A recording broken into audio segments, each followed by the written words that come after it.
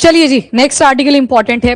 Financial action task force में India को पहली बार वाइस प्रेसिडेंट की सीट मिली हुई है। ठीक है, तो ये अपने में ही एक इंपॉर्टेंट आर्टिकल हो जाता है। फाइनेंशियल एक्शन टास्क फोर्स के अंदर आप देखेंगे grey list and black list. Depend करता है टेररिज्म को कौन स्पॉन्सर कर रहा है, किसके थ्रू कर रहा है। तो मनी लॉन्ड्रिंग मतलब ब्लैक मनी है, ऐसे शो करी जाती है बाद में कि जैसे व्हाइट मनी है। तो एक टेररिस्ट रिलेटेड कोई एक्टिविटी है, ऐसी कोई फाइनेंस जो टेररिज्म को सपोर्ट कर रही है, उसे दिखाया बड़े अजीब तरीके से जाता है, आपको ऐसे लगेगा साफ सुथरी मनी है।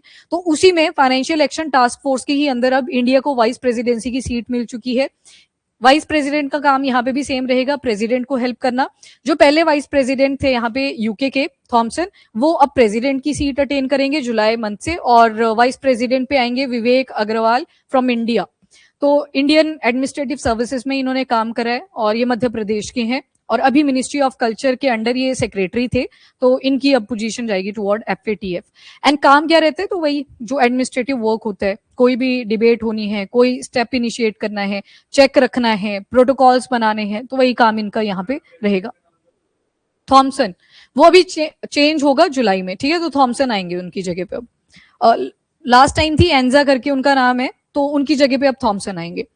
India financial action task force में वाइस प्रेसिडेंसी को अटेन कर रहा है फॉर द फर्स्ट टाइम, जुलाई 2026 जून 2027।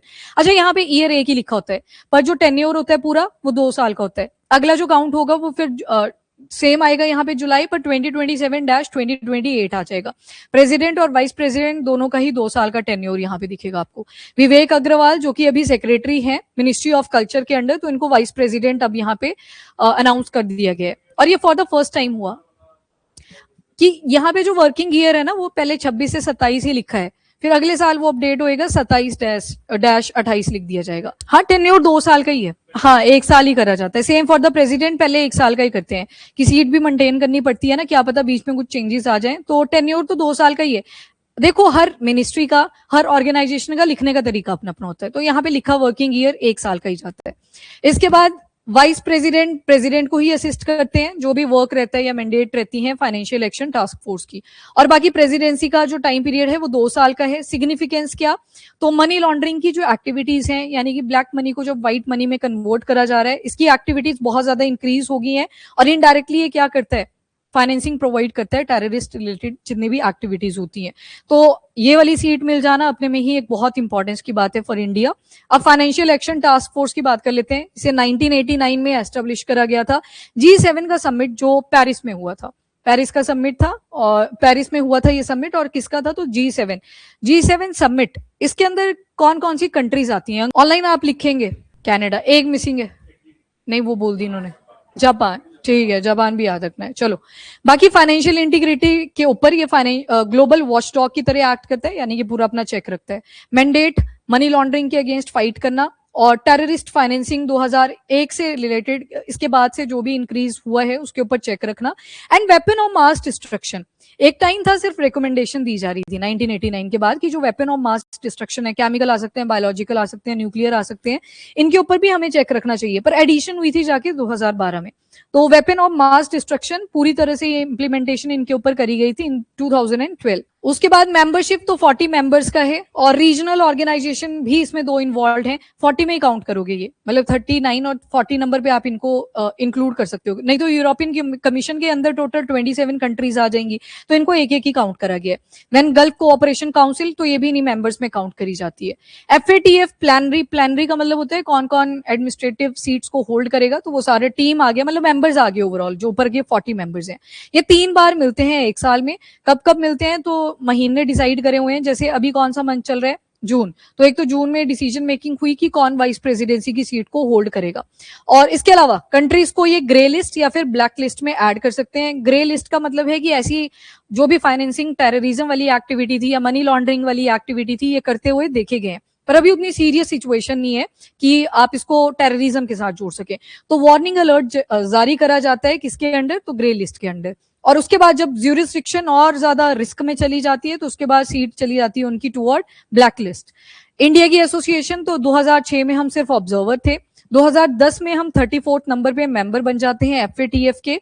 और उसके बाद इंडिया ने अब दिखाना भी तो था ना कि हम फाइनेंशियल एक्शन टास्क फोर्स में आना चाहते हैं, तो दिखाने के लिए क्या होता है, हम कुछ ना कुछ एक्ट लेके आते हैं या ऑर्गेनाइजेशन बनाते हैं। तो यहाँ पे था पीएमएलए एक्ट, यानी कि prevention of money laundering act of 2002, और इसी के साथ 1967 का भी हमने शो करा, जिसका मिसयूज भी हिस्टोरिकली बहुत ज्यादा रहा है, जिसको यूएपीए या फिर unlawful activity prevention act of 1967 भी बोलते हैं। तो रिस्क बेस्ड फ्रेमवर्क है ये, हमने दिखाया कि देखिए हम भी इंप्लीमेंटेशन कर रहे हैं, कोई ऐसी फाइनेंसिंग टेररिज्म के लिए हो ना, तो उसके लिए हमने भी एक्ट्स बना रखी हैं। तो यूएपीए और पीएमएलए, फिर जाके हम 2006 में ऑब्जर्वर बने थे और 2010 में पूरे मेंबर बन जाते हैं of financial action task force. Recommendation क्या क्या दी, तो अभी पीछे मैंने आपको बताया वेपन ऑफ मास डिस्ट्रक्शन, ये बाद में जाके ऐड करे गए थे 2012 में, पहले नहीं हुआ करते थे, जबकि बॉडी की फॉर्मेशन 1989 में हो रखी थी।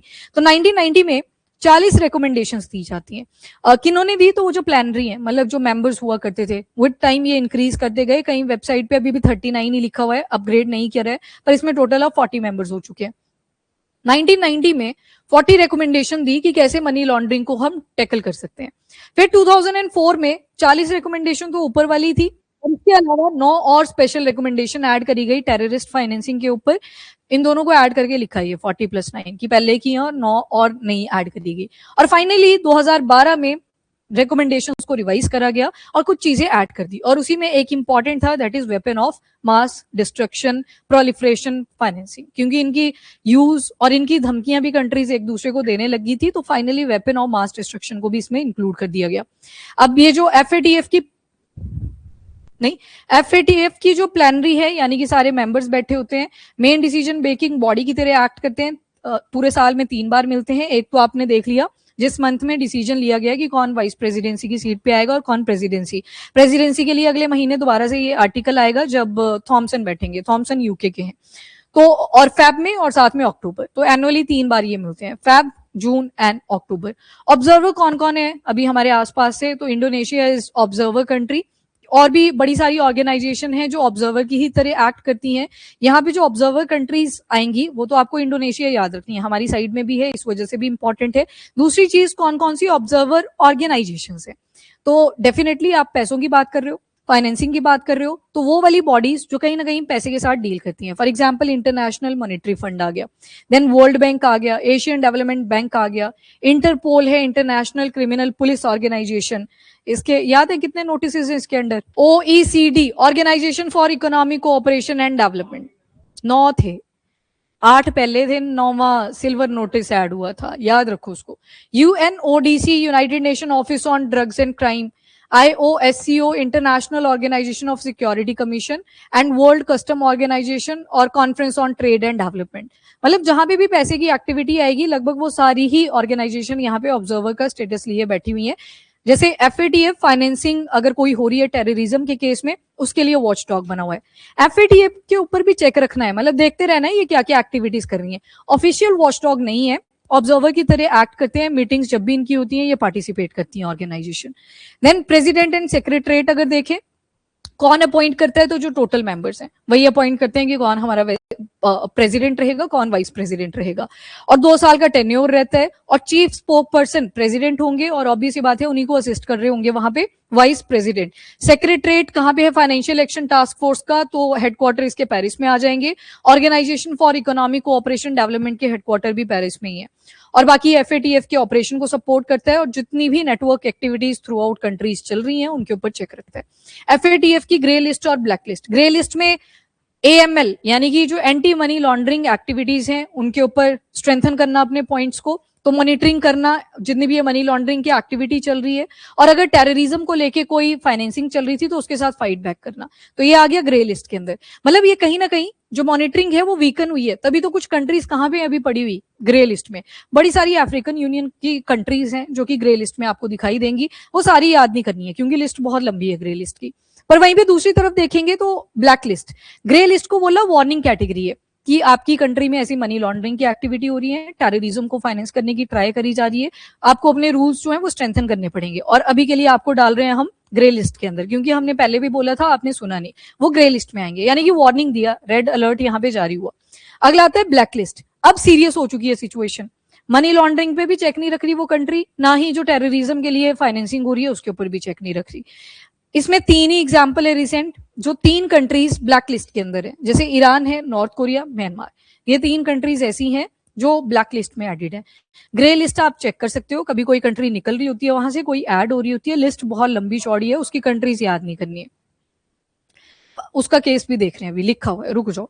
कॉन्सिक्वेंसेस क्या होते हैं इसके, तो ग्रे लिस्ट में ऐड कर दिया तो देखो रेपुटेशन भी खराब होती है आपका। उस कल को आपको लोन चाहिए तो लोन देने से कतराएंगी, क्योंकि वो पहले ऑब्जर्वर स्टेटस लेके बैठी हुई है ऑर्गेनाइजेशन। आईएमएफ से आपको लोन उठाना है, आपका नाम ग्रे लिस्ट में आ चुका है, वो क्यों देंगे? वो बोलेंगे आप तो पैसे का मिसयूज करते हो, आप तो जो मनी लॉन्ड्रिंग वाली एक्टिविटी आपकी कंट्री में चल रही है उसमें आप इन्वॉल्व रहते हैं, कोई चेक आपका नहीं है, तो ये क्या बोलेंगे कि आपको लोन नहीं दिया जाएगा। तो सबसे पहले इंटरनेशनल लोन नहीं मिलते। दूसरा, फाइनेंशियल स्क्रूटिनी इंक्रीज करनी पड़ती है। क्यों करनी पड़ी? क्योंकि आपके ऊपर एलिगेशन लगा कि आपकी कंट्री में तो मनी लॉन्ड्रिंग की एक्टिविटी हो रही है, आपकी कंट्री से तो फाइनेंसिंग करी जा रही है टेररिज्म की तरफ, तो ये इंक्रीज करनी पड़ती है। और फॉरेन इन्वेस्टमेंट भी घटेगी। बोला गया कि पैसा डाला किसी प्रोजेक्ट के लिए और ये किसी और ही एक्टिविटी में यूज करे जा रहे हैं। रेपुटेशनल डैमेज होता है और रेपुटेशन भी खराब होती है कंट्री की, और इंटरनेशनली उनको आइसोलेट भी कर दिया जाता है। For example Iran, north Korea, Myanmar से मिन की विजिट होती है टू इंडिया की रिलेशन कोऑर्डिनेशन में थोड़े से आ सके और वो डेमोक्रेसी एस्टेब्लिश कर सके। मेन मैसेज वो भी था कि डेमोक्रेसी अपनी कंट्री में आप लेके आए, क्योंकि वहां पे मिलिट्री कूच चला हुआ है। तो एक तो म्यांमार अभी भी ब्लैक लिस्ट में है, देन दूसरा नॉर्थ कोरिया, इनको खैर कुछ खास फर्क पड़ता भी नहीं है कि अगर हमें ब्लैक लिस्ट में रखा भी हुआ है। एंड एक आ गया ईरान। ईरान के ऊपर कितने सैंक्शन लगे, मेमोरेंडम ऑफ अंडरस्टैंडिंग सा तो उन्होंने वो 14 पॉइंट का साइन कर दिया हुआ है, थोड़ा बहुत स्ट्रेट ऑफ हॉर्मुज के थ्रू एक्टिविटी तो हो रही है, पर अभी भी अनसर्टिनिटी बनी हुई है। तो ये 3 कंट्रीज ही हैं जो ब्लैक लिस्ट में एडेड है। पाकिस्तान का केस अगर देखें तो ग्रे लिस्ट में, देखो पहले तो ब्लैक लिस्ट में ये नहीं रखे गए हैं कभी भी, ये याद रखना। एंड दूसरी चीज, ग्रे लिस्ट में कभी ऐड हुए, कभी बाहर निकाला गया, वार्निंग दी और एफएटीएफ को लगा ये सुधर चुके हैं, तो उसके बाद दोबारा से इनको बाहर निकाल दिया गया। फॉर एग्जांपल 2008, 2009 कुछ मेजर दुर्घटनाएं भी इन ईयर्स में हुई, तो उस टाइम पे इनको ग्रे लिस्ट में ऐड करा, फिर दोबारा से निकाला, फिर 2012 में दोबारा से ग्रे लिस्ट में डाला, 3 साल तक रहे, 2015 में दोबारा से निकाला, फिर 2018 में फिर से इनको ग्रे लिस्ट में डाला, एंड 2022 में दोबारा से इनको ग्रे लिस्ट से बाहर कर दिया गया। और इस टाइम पे इंडिया ने क्रिटिसाइज भी करा था 2022 में कि आप बार बार इनको ऐड करते हो, एक बार डालिए तो ब्लैक लिस्ट में क्या पता सुधर ही जाए, पर ग्रे लिस्ट में ही इनका आना जाना हुआ है। और जो सबसे रिसेंट था 18 में एडिशन थी और 22 में इनको बाहर निकाल दिया गया था, ब्लैक लिस्ट में अभी तक नहीं है, ऐड हुए हैं ये। और बाकी चैलेंजेस क्या क्या हैं अभी एफएटीएफ के अंडर, तो देखो एक तो डोमेस्टिक कोऑर्डिनेशन उतना ज्यादा आपको कंट्रीज का नहीं दिखता, यहाँ पे लिमिटेड कैपेसिटी है, रिसोर्सेज है, इन शॉर्ट बोल रहे हैं पैसे कम हैं कि हम बहुत अच्छे से अपनी जो ड्राफ्ट बनाए हुए हैं, चार्टर बनाए हुए हैं, उनको ठीक से इंप्लीमेंट कर सकें। तो यही एक इंपॉर्टेंट जो आप एडिशन कर सकते हो चैलेंजेस के केस में। टेक्नोलॉजी, हमेशा क्या होता है, आप खेलते थे ना बचपन, चोर पुलिस खेलते हैं, तो यही बोलते थे ना, चोर पुलिस, पुलिस चोर थोड़ा ऑकवर्ड सा लगता है क्योंकि यही ट्रेडिशन चलता है, वह चोर होगा आगे और पुलिस उसके पीछे भाग रहा होगा। ऑब्वियस सी बात है, जहां पे डेवलप कंट्री होगी वहां पे ही आपको उल्टी सिचुएशन मिल सकती है कि पुलिस की नजर है सारे ऊपर, जैसे सीसीटीवी फुटेज एक्ट करता है आजकल, सीसीटीवी फुटेज ही तो निकलती है फटाफट से, पर जनरल जो ट्रेडिशन बना है वो यही है, चोर पुलिस। मतलब चोर क्या कर रहा है आज के टाइम पे, टेक्नोलॉजी को भी और ज्यादा अपग्रेड कर रहे हैं। हम एथिकल और अनएथिकल हैकिंग के बारे में बात करते हैं। अनएथिकल मतलब आपने किसी से परमिशन नहीं लिया, आप किसी का डेटा ब्रीच कर रहे हो, प्राइवेसी ब्रीच कर रहे हो, आपके पास किसी का डेटा अवेलेबल है, अनएथिकल।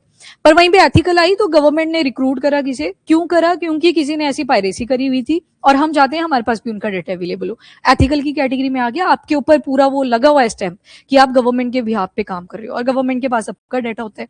तो हमेशा आप देखोगे कि जो टेक्नोलॉजी है वो क्रिमिनल्स के पास ज्यादा अपग्रेडेड दिखेगी यहाँ पे, जबकि फाइनेंशियल एक्शन टास्क फोर्स ने पहले बोल दिया हमारे पास रिसोर्सेज ज्यादा अवेलेबल नहीं है, तो ऑब्वियस बात है टेक्नोलॉजी भी इनके पास उतनी अपग्रेडेड नहीं मिलेगी। मनी लॉन्ड्रिंग के ऊपर उतनी ज्यादा स्क्रूटनी इनकी है नहीं जितना इन्होंने फोकस किया था कि हम करेंगे।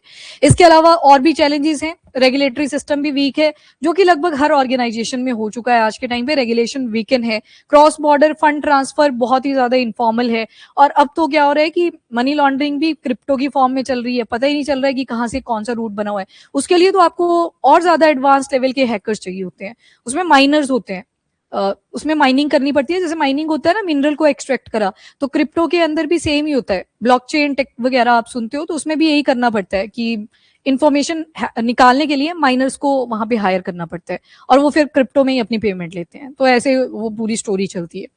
और कॉस्ट भी बहुत ज्यादा पड़ रही है आज के टाइम पे। अगर टेक्नोलॉजी आपके पास अपग्रेडेड नहीं है, आपको खरीदनी पड़ेगी, खरीदोगी तो पैसा लगेगा, और ये इन्होंने पहले बोल दिया कि रिसोर्स नहीं है अपने पास। एंड मेजर्स जो FATF को स्ट्रेंथन करने के लिए और भी लिए गए हैं, तो एक तो रिस्क बेस्ड अप्रोच है, data sharing, use of technology, इनको इंटीग्रेट करने की ट्राई करी है।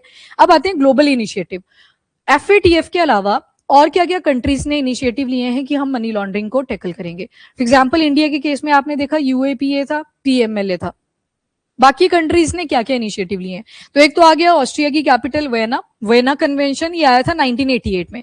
मतलब FATF की तो फॉर्मेशन ही 89 में हुई थी, ये पहले ले आए थे।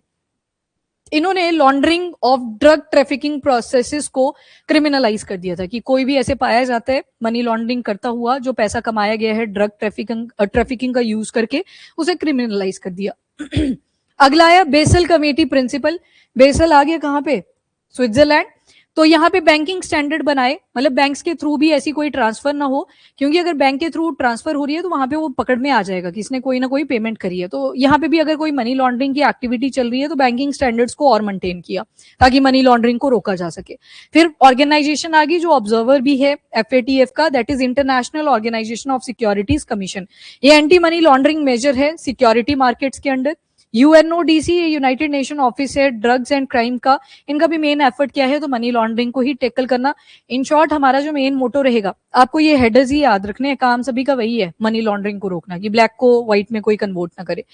पैलर्मो कन्वेंशन, पैलर्मो सिसिली आइलैंड किस कंट्री का आएगा, इटली। सिसिली सार्दिनिया आएगा अगर, वो फ्रांस का है। सिसिली इटली का है, सार्दिनिया फ्रांस का है, हाँ याद रखना इसको। तो जो सिसिली आइलैंड है वहां पे ये लोकेशन है, वहीं पे ये कन्वेंशन भी साइन करा गया। तो इनका भी मेन काम वही है कि जो ऑर्गेनाइज क्राइम को आजकल ज्यादा सपोर्ट दिया जा रहा है, ऑर्गेनाइज क्राइम वही आ गया कि पूरा डिसाइड किया होता है कि कैसे हमने क्राइम को कमिट करना है, उसमें भी मनी लॉन्ड्रिंग इन्वॉल्व है, तो उसको रोकना, क्रिमिनलाइज करना, ये पैलर्मो कन्वेंशन में भी इनिशिएटिव लिया था, ये 2003 में आया था। बाकी इंडिया के क्या मेजर्स हैं मनी लॉन्ड्रिंग को टैकल करने के लिए, तो एक तो आ गया prevention of money laundering act 2002। UAPA आप लिख सकते हो, वो 1967 का है, पर उसमें और भी डायमेंशन आ जाते हैं मनी लॉन्ड्रिंग के अलावा। फाइनेंशियल इंटेलिजेंस यूनिट है इंडिया की, जो फाइनेंशियल इंटेलिजेंस नाम से पता लग रहा है पैसे का कहाँ पे ट्रांसफर हो रहा है, कहाँ से पैसा आ रहा है, उसके ऊपर चेक रखती है। एनफोर्समेंट डायरेक्टरेट भी है, ये ऑपोजिशन को ही पकड़ते हैं हमेशा, मतलब इनका रिकॉर्ड ही बन गया है। चलो एनीवेज, इनका भी मेन काम यही है कहाँ पे मनी लॉन्ड्रिंग हुई या कहाँ पे इकोनॉमिक क्राइम्स हुए। ग्लोबल इनिशिएटिव जो टेरर फाइनेंसिंग के अगेंस्ट है, पहला आ गया मनी लॉन्ड्रिंग, ये टेरर फाइनेंसिंग को लेके। IMF वही बोलता है कि हम काउंटर करेंगे टेरर फाइनेंसिंग स्टैंडर्ड्स को, और जबकि बाद में IMF लोन भी प्रोवाइड कर देता है। लास्ट ईयर पाकिस्तान को प्रोवाइड कर दिया था, 11 पॉइंट्स का पूरा इन्होंने डॉक्यूमेंट बनाया था कि इसके हिसाब से हम लोन दे देंगे, और अब तो ग्रे लिस्ट में भी नहीं है। तो ये तभी क्रिटिसाइज भी करा गया था कि फाइनेंशियल एक्शन टास्क फोर्स से ग्रे लिस्ट में से 2022 का इनको निकाला हुआ है, 24 में लोन IMF ने दे दिया, जबकि अनसर्टिनिटी है, पैसा वापस होगा नहीं होगा, उनको भी पता है कि श्योरिटी नहीं है, तो यहाँ पे लोन दे दिया था। बट खैर लिखने में लिख दिया है बस, दैट्स इट। 1996 में एक CCIT फॉर्म हुआ, that is comprehensive convention on international terrorism, ये भी इंडिया ने प्रपोज करा। और अगर देखें 2022 में, तो हमने एक काउंटर टेररिज्म कॉन्फ्रेंस भी करवाई थी कि हमने पूरे पैन वर्ल्ड लेवल पे जो टेररिज्म रिलेटेड एक्टिविटी है उनको टैकल करना है। मतलब अच्छा लग रहा है सुनने में ऐसे कि एफर्ट डाल रहे हैं, बस इतना ही है, ये पेपर वर्क तक किया, उसके बाद आपको पता ही है कितना कंट्रोल किन एक्टिविटीज के ऊपर हुआ। बाकी UAPA आप मेंशन कर सकते हो, यूनाइटेड नेशन जनरल असेंबली का एक काउंटर टेरर रेजोल्यूशन है, इंडिया के नेशनल सिक्योरिटी गार्ड जो कि काम करते हुए हमें दिखाई भी देते हैं। बाकी तो रिटन फॉर्म में ही है सारा।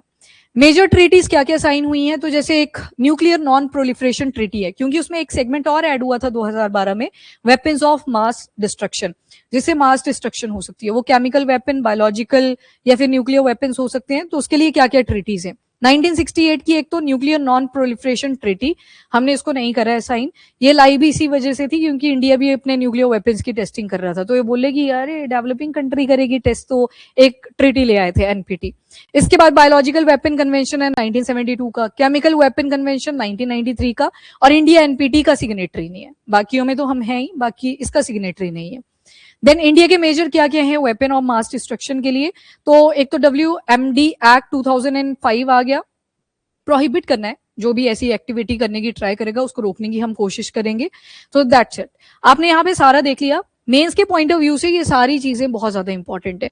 कल को फाइनेंशियल एक्शन टास्क फोर्स को तो छोड़ो, इंटरनल सिक्योरिटी वाले एरिया में आपसे पूछ लिया जाता है अबाउट मनी लॉन्ड्रिंग, कि इसको टैकल करने के लिए गवर्नमेंट ने क्या इनिशिएटिव लिए हैं एंड ग्लोबल लेवल पे क्या क्या इनिशिएटिव लिए गए।